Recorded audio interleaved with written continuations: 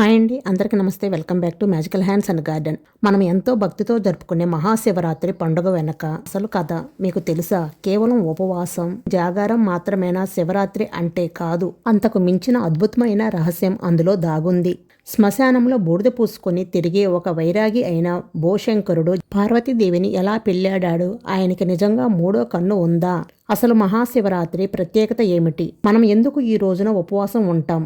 శూన్యం నుండి సృష్టి ఎలా మొదలైందో, ఆ సృష్టికి మూలాకారుడైన ఆ పరమేశ్వరుని తత్వం ఏమిటో తెలుసుకునే ప్రయాణంలో మీరు చూడబోయేది కేవలం కథ కాదు, శివపార్వతుల దివ్యమైన ప్రేమ కావ్యం, విశ్వ రహస్యాల సహకారం. శివపార్వతి ఈ పదం వినగానే మనకు గుర్తొచ్చేది ఉపవాసాలు, రాత్రంతా మేల్కొని చేసే జాగారాలు, భజనలు, అభిషేకాలు. అయితే ప్రతి నెల వచ్చే శివరాత్రి మాస శివరాత్రి, సంవత్సరానికి ఒక్కసారి మాత్రమే వచ్చేది ఈ మహాశివరాత్రి. ఇప్పుడు వచ్చే ఈ మాఘ బహుళ చతుర్దశిని మాత్రమే మనం మహాశివరాత్రి అని ఎందుకు అంటాం?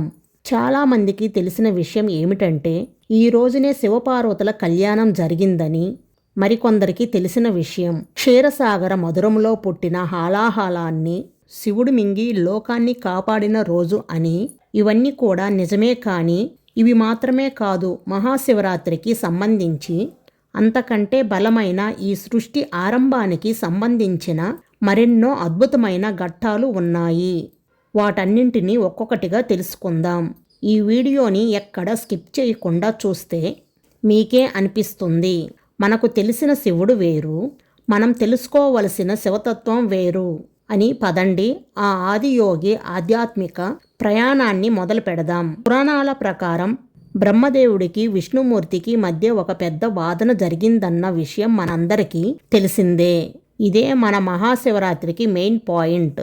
అయితే నేను బ్రహ్మ సృష్టికర్తను, అయితే నేనే గొప్ప, కాబట్టి నేనే గొప్ప అని, నేను శృతికారుణ్ణి, లోకాన్ని నడిపేవాడిని కాబట్టి నేనే గొప్ప అని విష్ణువు.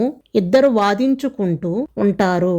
వారి వాదన తారాస్థాయికి చేరుకున్నప్పుడు అకస్మాత్తుగా వారిద్దరి మధ్యలో ఆది అంతం లేని ఒక అగ్నిస్తంభం ఉద్భవించింది.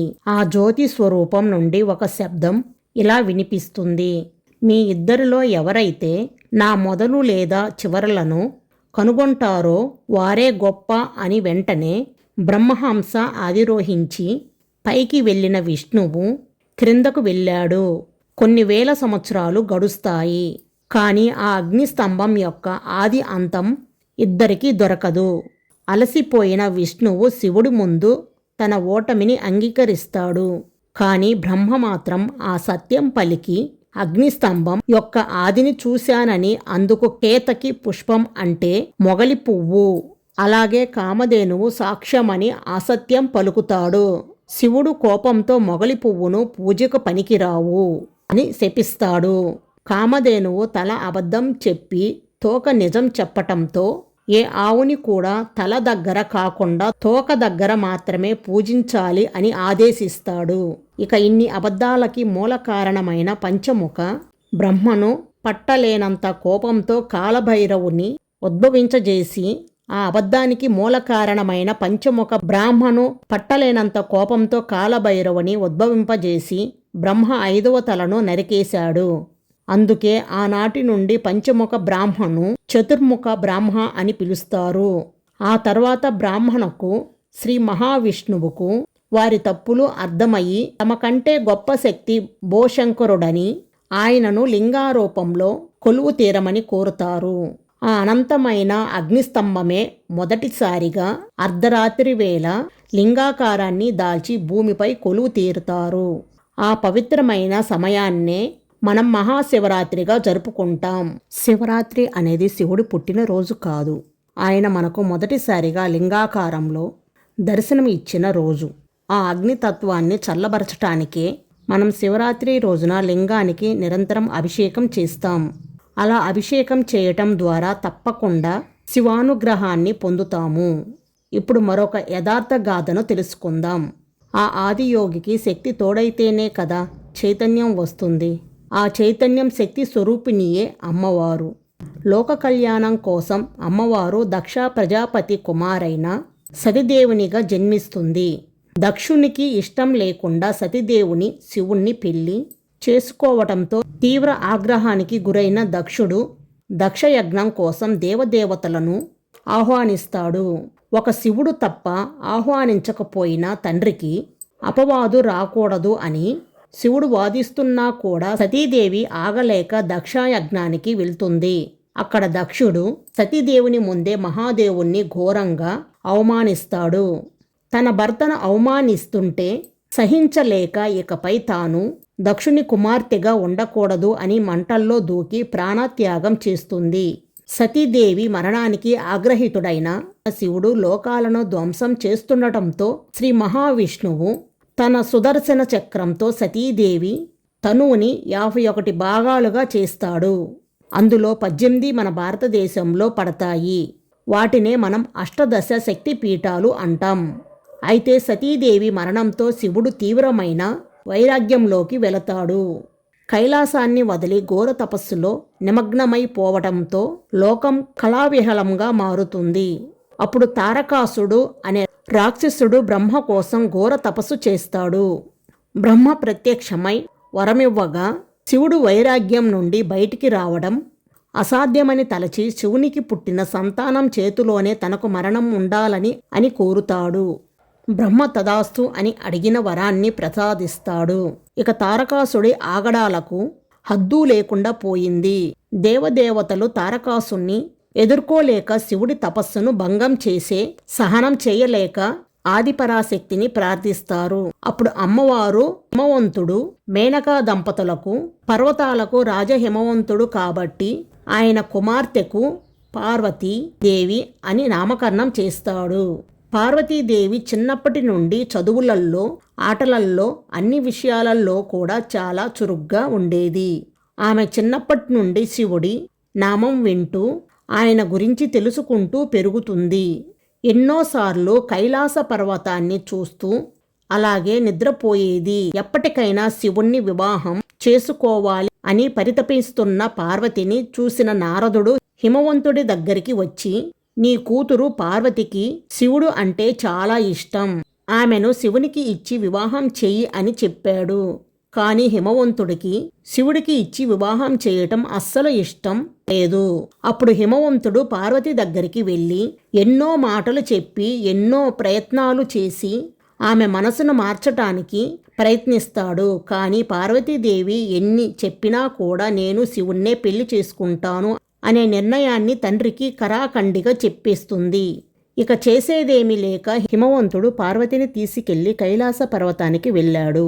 అక్కడున్న శివుడి దగ్గరికి వెళ్ళి శివుడితో ఇలా అంటాడు, నా కూతురు మిమ్మల్ని వివాహం చేసుకోవాలనుకుంటుంది. ఇక నుండి పార్వతీదేవి మీకు సేవలు చేస్తుంది అని చెప్పాడు. ఇదంతా శివుడు ధ్యానం చేస్తూ వింటాడు తప్ప ఏమీ మాట్లాడడు.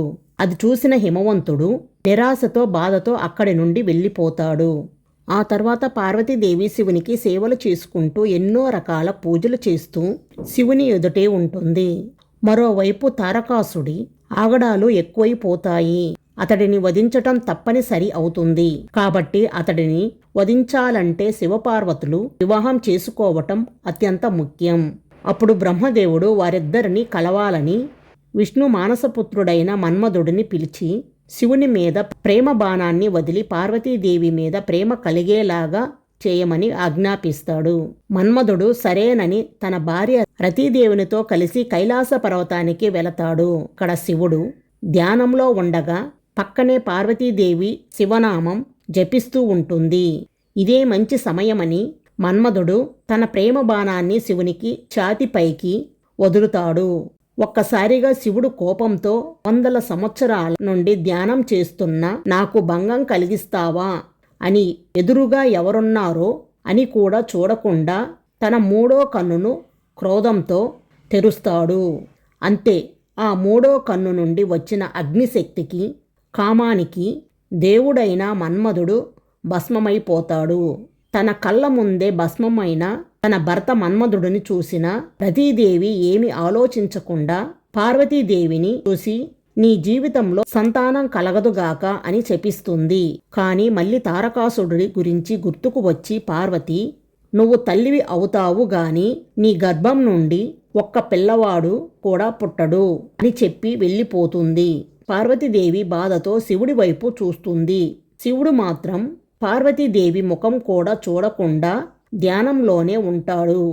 అప్పుడు నారద మహర్షి ఉపదేశించటంతో పార్వతీదేవి కైలాస పర్వతం నుండి వెళ్ళిపోయి శృంగి తీర్థంలో శివలింగం ముందర కూర్చొని శివనామాన్ని జపిస్తూ 60,000 సంవత్సరాలు కఠోరమైన తపస్సు చేస్తుంది. అయితే ఒకరోజు పక్కనే ఉన్న నదిలో ఒక చిన్న పిల్లవాడిని ఒక పెద్ద మొసలి పట్టుకొని నది లోపలికి ఈడ్చుకొని వెళుతుంది. అప్పుడు ఆ పిల్లవాడు అమ్మా అమ్మా నన్ను కాపాడండి అని అరుస్తూ ఉండటంతో ఒక్కసారిగా పార్వతీదేవి మాతృప్రేమతో తపస్సు నుండి పైకి లేచి పరుగెత్తుకెళ్ళి నది ఒడ్డుకు వెళ్ళి చేతులు జోడించి పిల్లవాడిని వదిలిపెట్టు అని మొసలి ముందు ప్రాధేయపడుతుంది. అప్పుడు ఆ మొసలి 60,000 సంవత్సరాలు నువ్వు శివుణ్ణి కోసం తపస్సు చేశావు. ఆ తపఫలాన్ని నాకు దారపోస్తే పిల్లవాడిని విడిచిపెడతాను అని చెప్తుంది. పార్వతీదేవి ఒక్క క్షణం కూడా ఆలోచించకుండా తన తపస్సుని ఆ మొసలికి దారపోస్తుంది. ఇన్ని సంవత్సరాలు ఎన్నో కష్టాలు ఎదురించి శివుని కోసం కఠోరంగా తపస్సు చేశావు కదా, శివుడు ఎవరో నీకు తెలియని పిల్లవాడి కోసం అంతటి తపస్సు ఫలాన్ని నాకు దారపోశావు. అసలు నీకు శివుడంటే ఇష్టం ఉందా లేదా అని ఆ మొసలి ప్రశ్నిస్తుంది. అప్పుడు పార్వతీదేవి, ఓ మకరమా, ఆ పిల్లవాడు నన్ను అమ్మా అని పిలిచాడు కదా, ఎవరైనా ఆపదలో ఉన్నప్పుడు వారు అమ్మా అని నన్ను తలుచుకుంటే ఏ పనిలో ఉన్నా సరే వాళ్ళ కోసం స్వయంగా నేనే వచ్చి ఆదుకుంటాను. ఇక తపస్సు అంటావా, మహాశివుడు ఎప్పుడో నాలో ఐక్యమయ్యారు కాబట్టి నా స్వామి కోసం ఎన్ని సంవత్సరాలైనా సరే నేను మళ్ళీ తపస్సు చేస్తూనే ఉంటాను అని చెప్తుంది. అమ్మవారి ప్రేమను చూసి మొసలి రూపంలో ఉన్న శివుడు అసలైన రూపంలోకి వస్తాడు. పార్వతీదేవి శివుని చూసి ఎంతో సంతోషిస్తుంది. అలా సతీదేవి మరొకసారి పార్వతీదేవి రూపంలో శివుని ప్రేమను పొందుతుంది. ఆ తర్వాత వాళ్ళిద్దరి వివాహం కోసం పార్వతీదేవి శివుణ్ణి తన ఇంటికి రమ్మని శాస్త్రోక్తంగా తన తండ్రిని ఒప్పించి పెళ్లి చేసుకోమని కోరుతుంది. అందుకు కారణం పూర్వజన్మలో దక్షుని కూతురిగా ఉండకూడదనే సతీదేవి తనువు చాలించింది. మరలా అటువంటి పరిస్థితి గాని శివునికి అవమానం గాని జరగకూడదని, అలాగే తండ్రి గౌరవాన్ని నిలబెట్టాలని తలచి పార్వతీదేవి శివుని కోరుతుంది. శివుడు అందుకు అంగీకరిస్తాడు. దేవదేవతలంతా కలిసి పార్వతీదేవి తండ్రి అయినటువంటి హిమవంతుని ఇంటికి వెళ్ళి ఆయనను పెళ్లికి ఒప్పిస్తారు. హిమవంతుడు రాజ్యంలో పెళ్లి ఏర్పాట్లు ఘనంగా జరుపుకుంటారు. వరుడు ఎలా వస్తాడు అని పార్వతీదేవి తరపు బంధువులు ఆశగా ఎదురు చూస్తుంటారు. శివుని పెళ్లి ఊరేగింపులు బయలుదేరుతుంది. దేవదేవతలు తండోపతండాలుగా కదిలి వచ్చారు. అంతటి దేవగణాలను చూసిన తండ్రి మేనకా తండ్రి హిమవంతుణ్ణి ఎంతో సంతోషంతో వరుణ్ణి స్వాగతించటానికి వెళ్ళారు. ఆ తంతులో సాక్షాత్తు మహాదేవుడు పట్టు వస్త్రాలకు బదులుగా పులి చర్మాన్ని, నగలకు బదులుగా పాములను మెడలో ధరించి, సుగంధ పరిమళాలకు బదులుగా ఒళ్లంతా శ్మశానంలోని బూడిదను పూసుకొని, జరలు కట్టిన జుట్టు, చేతిలో పుర్రె త్రిశూలంతో నందీశ్వరుణ్ణి స్వారీ చేస్తూ వస్తుంటాడు. ముందు వరుసలో వికృతమైన రూపంలో భూతగణాలు, ప్రేతాలు డప్పులు కొడుతూ వస్తుంటారు. ఒక్కసారిగా ఆ దృశ్యాన్ని మేనక స్పృహ తప్పి పడిపోతుంది. నా బంగారు, నా తల్లిని ఈ బిచ్చగాడికి ఇచ్చి పెళ్లి చెయ్యాలా అని బాధపడుతుంది. పెళ్లి ఆగిపోయే పరిస్థితికి వచ్చినప్పుడు విష్ణుమూర్తి కల్పించుకొని, అమ్మా, మీరు చూస్తున్నది ఆయన పైకి కనిపించే రూపం మాత్రమే, ఆయన అంతరంగాన్ని చూడండి అని నచ్చజెప్పాడు. పార్వతి ప్రేమ కోసం హిమవంతుడు మేనకా శివుడిని స్వాగతించి మండపానికి తీసుకెళ్లారు. ఆ మహాదేవుడు నవ్వుకొని పార్వతి కోసం సుందరేశ్వరునిగా నిజరూపంలో దర్శనమిచ్చాడు. ఆ అందమైన రూపాన్ని చూసిన దేవదేవతలు, సృష్టి అంతా కూడా మంత్రముగ్ధులు అవుతారు. అంతటి మంగళ రూపం కలిగిన శివుడు అమంగళంగా ఉండటానికి పరమార్థం మనుషులైనా ఏ జీవులైనా చివరికి చితాభస్మంగా మారవలసిందే అనే సృష్టి రహస్యాన్ని బోధిస్తూ శ్మశానంలో కూడా మీకు తోడుగా నేనుంటా అని చెప్పడానికే మహాదేవుడు అమంగళంగా కనిపిస్తాడు. ఇది అర్థం చేసుకున్న మేనక హిమవంతులు వారి అజ్ఞానాన్ని మన్నించమని శివుణ్ణి కోరుతారు. మన్నించిన శివుడు దివ్య తేజస్సుతో అంగరంగ వైభవంగా మహాశివరాత్రి అని చెప్పుకుంటున్న ఈ మాఘమాసంలోనే అందరి సమక్షంలో పార్వతీదేవిని పెళ్లి చేసుకుంటాడు. విశ్వంలో మొట్టమొదటి ప్రేమ వివాహం ఆది పార్వతులైన శివపార్వతులదే. కావున ఈ మహాశివరాత్రి ఎంతో పవిత్రమైనది. అందుకే ఈ మహాశివరాత్రి పర్వదినాన పార్వతీ పరమేశ్వర్ల అనుగ్రహాన్ని పొందవచ్చు. వారిద్దరికీ పెళ్లి అయిన మరుసటి రోజే దేవతలందరూ శివపార్వతుల దగ్గరికి వెళ్ళి, స్వామి, మీరు మన్మధుణ్ణి భస్మం చేశారు కదా, దయచేసి అతడిని మళ్ళీ బ్రతికించండి. మన్మధుడు కేవలం బ్రహ్మ చెప్పిన పనిని మాత్రమే చేశాడు, ఇందులో అతని తప్పేమీ లేదు అని వేడుకుంటారు. పార్వతీదేవి కూడా రతిదేవి బాధను చూసి శివుడిని వేడుకుంటుంది. అందువలన శివుడు తన తపోశక్తితో మళ్ళీ మన్మధుడిని బ్రతికిస్తాడు.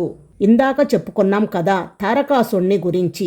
ఇప్పుడు తారకాసుణ్ణి వధించే సమయం రానే వచ్చింది. రతీదేవుని శాపం వలన పార్వతీదేవికి పిల్లలు జన్మించారు. కాబట్టి శివపార్వతులు ఇద్దరూ తమ తపోశక్తితో అగ్నిలాగా వెళుతున్న 6 అగ్నిగుండాలను సృష్టిస్తారు. దేవతల కోరికల మేరకు అగ్నిదేవుడు శివుడు దగ్గరికి వెళ్ళగా పార్వతీ పరమేశ్వర్లు ఆ 6 అగ్నికాణాలను అగ్నిదేవుడికి ఇస్తారు. స్వయంగా మహాజ్వాల అగ్నికే దేవుడైన అగ్నిదేవుడు కూడా ఆ 6 కణాల నుంచి వచ్చే దేవుని తట్టుకోలేకపోయాడు.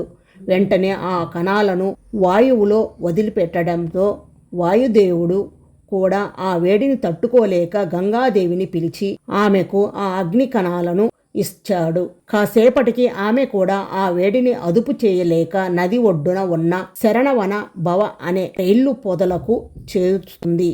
అక్కడ ఆ 6 అగ్నిగుండాలు 6 శిశువులుగా మారుతారు. అది చూసిన 6 కృత్తికలు అంటే నక్షత్ర రూప దేవతలు ఆ 6 బాలురాలను హక్కున చేర్చుకొని పార్వతీదేవికి ఇస్తారు. తన 6 పుత్రులను చూసి పార్వతీదేవి ఎంతో మురిపెంతో వారిని కౌగలించుకునే ఆ 6 బాలరులను ఒకటిగా మారి సుబ్రహ్మణ్య స్వామిగా రూపొందుతారు. అందుకే సుబ్రహ్మణ్య స్వామిని సుష్ముఖుడు అని పిలుస్తారు. జాగారం ఉపవాసం వెనుక ఉన్న రహస్యాలు తెలుసుకున్నాం కదా. వీడియో నచ్చితే లైక్ చేసి మీ ఫ్రెండ్స్ అండ్ మీ ఫ్యామిలీ మెంబర్స్కి షేర్ చేయండి. అలాగే magical hands and garden YouTube ఛానల్ని తప్పకుండా సబ్స్క్రైబ్ చేసుకోండి. Thank you for watching. Om Namah Shivaya, ఓం నమః శివాయ, ఓం నమః శివాయ, ఓం నమః శివాయ. హర హర మహాదేవ. ఓం నమః శివాయ.